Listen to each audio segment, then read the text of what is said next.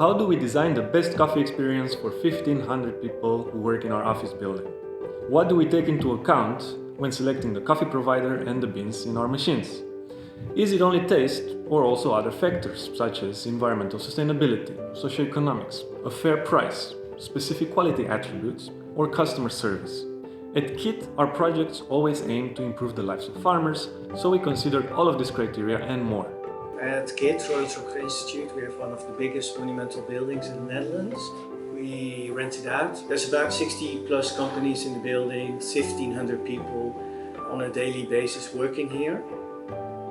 We started renting it out about 10 years ago. When we spoke with the realtor, he said if you want to make this renting out to success, then you have to get two things in order: Wi-Fi and coffee, not necessarily in that order. We did a deep dive into the coffee, because what is good coffee? So we had one of our advisors, agricultural value chains, to look into this and help us with the selection of good coffee. The deep dive included a desk review and interviews. We looked at websites, reports of publicly available information, as well as at sustainability rankings made by others. From all this research, we created a long list of potential suppliers. This we narrowed down to the top two most sustainable ones, using our own 4 sets of topics. The first set we named Socioeconomic Sustainability. This starts with having a transparent supply chain and a breakdown of the value distribution between all stages and actors in the chain.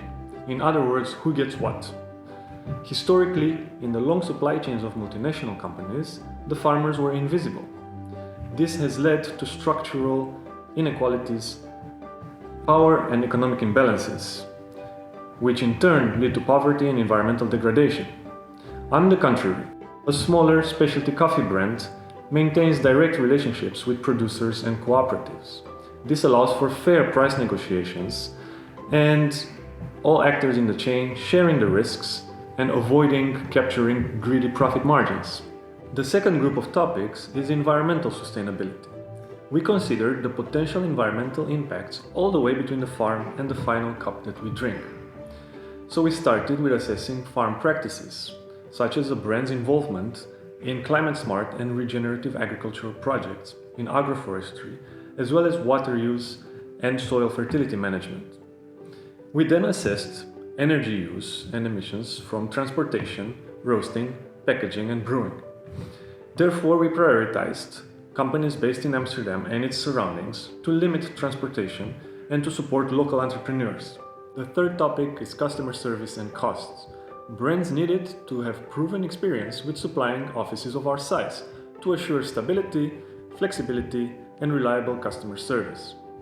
Lots of Dutch coffee brands only sell to individual consumers or cafes and not to offices. So unfortunately, we had to exclude a lot of great sustainable Dutch coffee brands. As a final topic, we looked at quality and taste. Because I worked in coffee, I knew that we needed beans that score at least 85 points on the specialty scale. This said nothing to Louis or to my colleagues or to my colleague behind the camera.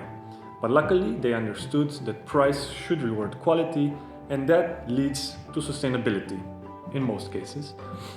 So if you want to read more about the specialty coffee scoring system, you can check the link in the description. After assessing and scoring the sustainability of a long list of coffee providers, we were left with 2 for a final showdown. And at this stage, we included all 1,500 people in our office. Because only in a participatory way can you design a great coffee experience for all. We organized the coffee tasting, because for most of the people, most important criteria is taste. And the final winner is This Side Up. So come drink a cup with us and read more about This Side Up in the description below.